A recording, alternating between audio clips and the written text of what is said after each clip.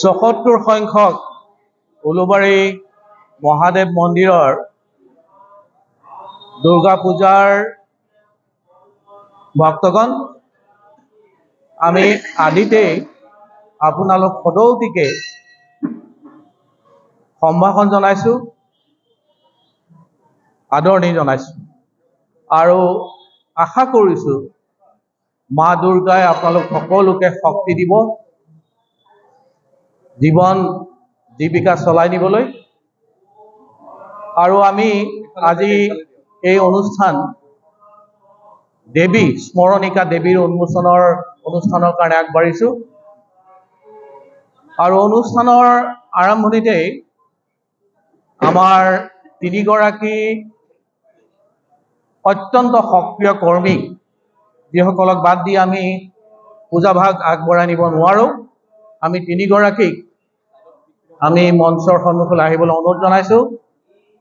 আশিষ দে, নৱজ্যোতি চৌধুৰী আৰু চন্দন বৰকটকী। গুৱাহাটীৰ সাংসদ শ্ৰীযুতা কুইন ওজাক এখন ফুলাম গামোচাৰে আমি আদৰিম। নৱজ্যোতি চৌধুৰী আদৰিব।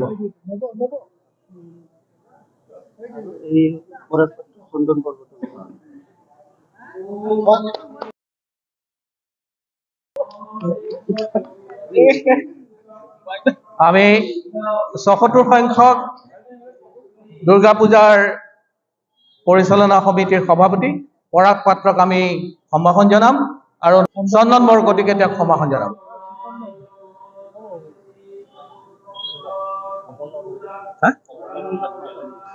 কমলজিৎ কলিতা অকণমান ইয়ালৈ আগবাঢ়ি আহিলে হ'ল।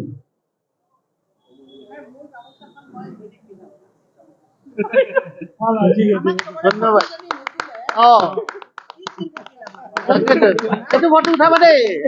এইটো ফটো তোলা ভাল।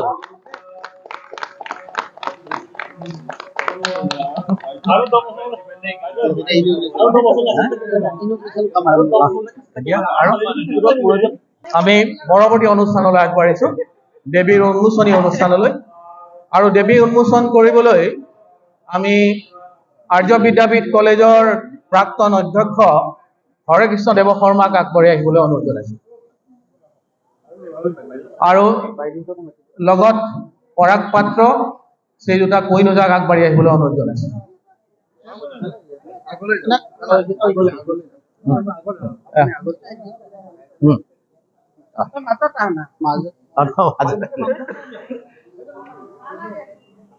আৰু মেগা দেৱীখন আগবঢ়াই দিবলৈ মই সম্পাদক দীপক বৰ্মনক অনুৰোধ জনাইছোঁ।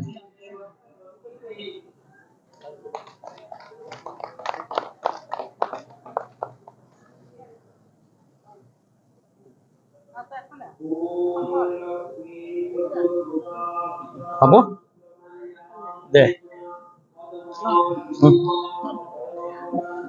দীপক দা আহিব দে।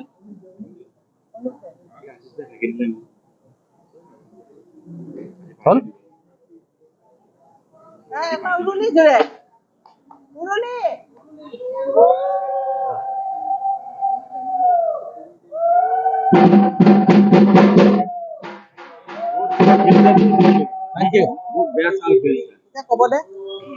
আমি উন্মোচক অধ্যাপক হৰে কৃষ্ণ দেৱ শৰ্মাক দুআষাৰ ক'বলৈ অনুৰোধ জনাইছোঁ।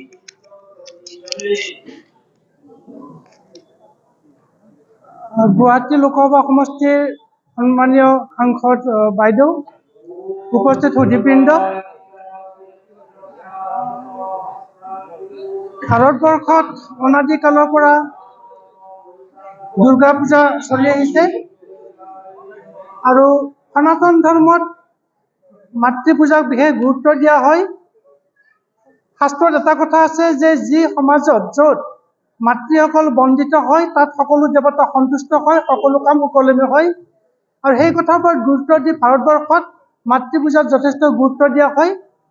আৰু উলুবাৰী বাউদাৰী দুৰ্গা পূজা এইবাৰ ৭৬ সংখ্যক পূজা উদযাপন কৰিছে আৰু পূজাৰ লগত সংগতি ৰাখি এখন স্মৰণিকা প্ৰিণ্ট কৰিছে।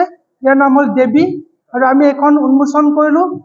আমি আশা ৰাখিছোঁ যে এই দেৱীক দুৰ্গা দেৱীৰ মাহাত্ম্যৰ লগতে উলুবাৰী অঞ্চলৰ আৰ্থ সামাজিক দিশৰ প্ৰতিও নিশ্চয় কিছুমান লিখা ইয়াত প্ৰকাশ পাইছে। মই বিশেষ নকওঁ, মই এইখন পূজাৰ লগত 46 ইয়াৰ্ছ জড়িত হৈ আছোঁ আৰু মোৰ পৰিচয়টো হ'ল মই গোবিন্দ শৰ্মাৰ ভায়েক। আৰু আটাইতকৈ গুৰুত্বপূৰ্ণ কথা, মই এই মন্দিৰত থাকে পঢ়া শুনা কৰিছিলোঁ আৰু ইয়াতে জড়িত হৈ আছোঁ। এটা কথা মোৰ মনত পৰে, পূজালৈ আহিলে 46 ইয়াৰ্ছ আগত পূজাৰ কথা ক'লে মাধৱৰাম বৰা, নন্দেশ্বৰ বৰঠাকুৰ, লীলাৱতী দেৱী, মুনীন বৰঠাকুৰ, বিপিন শৰ্মা এইবিলাকৰ ছবিটো চকুৰ আগত ভাহি আহে। যে নহওক এতিয়া নতুন প্ৰজন্মৰ ওপৰত পূজাৰ দায়িত্ব পৰিছে। মই এটা কথা অনুৰোধ জনাম যে বাহ্যিকতা লাগিব, কিন্তু বাহ্যিকতাৰ উপৰি কিন্তু পূজাত যাতে আধ্যাত্মিকতাৰ ওপৰত গুৰুত্ব দিয়া হয়। শাস্ত্ৰত এইটো কথা উল্লেখ আছে যে যি পূজা আধ্যাত্মিকতাৰে কৰা হয়, দেৱীক পূজা অৰ্চনা কৰা হয়, তাত দেৱতাসকল সন্তুষ্ট হয় আৰু তেতিয়া আমাৰ যিটো মনৰ অভিষ্ট আমাৰ যিটো আশা, সেই আশা দেৱতাই পূৰণ কৰে বুলি কোৱা হয়। এইখিনিকে কৈ আটাইকে ধন্যবাদ জনাই, পূজাৰ শুভেচ্ছা জনাই মোৰ বক্তব্য মই সামৰণি মাৰিছোঁ। ধন্যবাদ। ধন্যবাদ অধ্যাপক শৰ্মা ডাঙৰীয়া। আমি স্ত্ৰী দুটাক কৈ দুটাক দুআষাৰ ক'বলৈ অনুৰোধ জনাইছোঁ। দুটামান লাগে।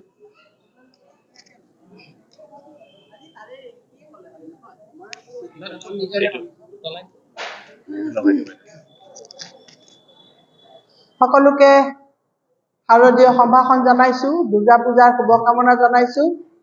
আমাৰ উলুবাৰী বাৰোৱাৰী পূজাৰ ৭৬তম আজি পূজাৰ প্ৰথম দিনাই এখন আমাৰ আলোচনী ইয়াত উন্মোচন কৰা হ'ল। মই ভাবোঁ এয়া হ'ল আমাৰ উলুবাৰী পূজাৰ দস্তাবেজ। আলোচনীখন এইকাৰণে প্ৰয়োজন থাকে যে সময়ৰ লগে লগে আমি বহু কথা পাহৰি যাওঁ, কিন্তু যদি এনেকুৱা এখন দস্তাবেজ আমাৰ লগত থাকে, তেতিয়া আজিৰ প্ৰজন্মইনো কি কৰিছিলে সেই কথাখিনি আগন্তুক দিনত নতুন প্ৰজন্মই গম পায়। এটা কথা ভাল যে যিটো পূজা আমাৰ দেউতাহঁতে খুৰাহঁতে আৰম্ভ কৰিছিলে, যিখন পূজা, সেই পূজাখন ধৰি ৰাখিবলৈ মানুহৰ অভাৱ হোৱা নাই। আৰু আমাৰ নতুন প্ৰজন্মৰ যিসকল উঠি অহা আমাৰ যুৱক, লগতে আমাৰ হিলুদাহঁত, বিৰুদাহঁত সকলোৱে লগ লাগি পূজাখনক এটা আধ্যাত্মিক, কোনো বাহ্যিকতা বহুলতা নোহোৱাকৈ এটা আধ্যাত্মিকভাৱে এই পূজাখন কৰা হয়। আৰু এইখনৰ সেইটোৱে বিশেষত্ব।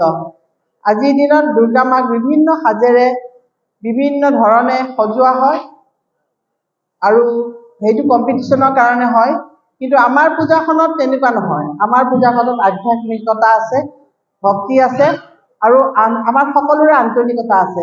সেইকাৰণে এই পূজাখন মই ভাবোঁ এটা বিশেষত্ব আছে।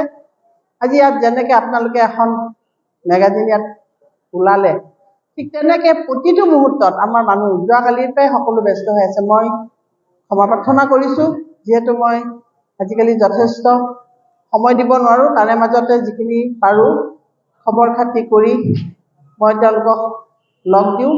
আগন্তুক দিনতো আমাৰ এই পূজাখন আগবঢ়াই নিয়াৰ কাৰণে আমি সকলোৱে প্ৰচেষ্টা কৰিব লাগিব।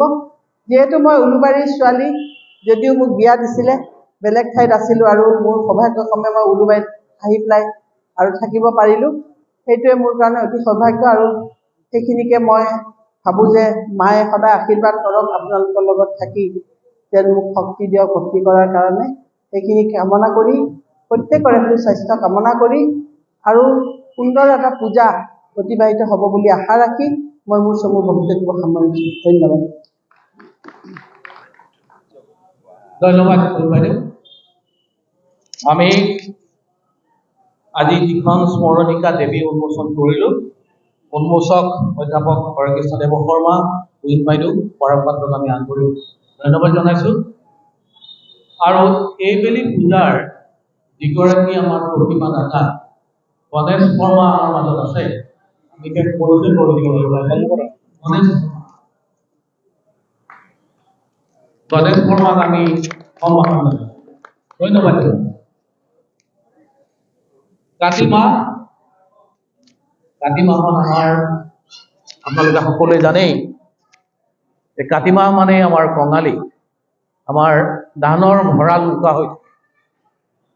আৰু উকা ভঁৰালে আমাক কিন্তু এনেকে ধৰি ৰাখে যে এই গোটেই কাতি মাহ জুৰি আমি আমাৰ যিবিলাক জাতীয় পৰম্পৰা, তুলসীৰ তলত আমি চাকি বন্তি জ্বলাই যি আশা কৰোঁ, আৰু দুৰ্গা দেৱীক, মা দুৰ্গাক আমি শক্তিৰ বাবে আৰাধনা জনাওঁ যে আমাক শক্তি দিয়ক, আমাৰ জীৱন জীৱিকা চলাই যাওক, সমাজ চলাই যাওক, এই আশা কৰি আমি দুৰ্গা গোসাঁনীক আমি প্ৰণাম জনাওঁ। এই সদৌতিয়ে আপোনালোকক আন্তৰিক ধন্যবাদ জনাইছে আৰু এই অনুষ্ঠানৰ সামৰণি ইয়াতে মাৰিছোঁ। ধন্যবাদ।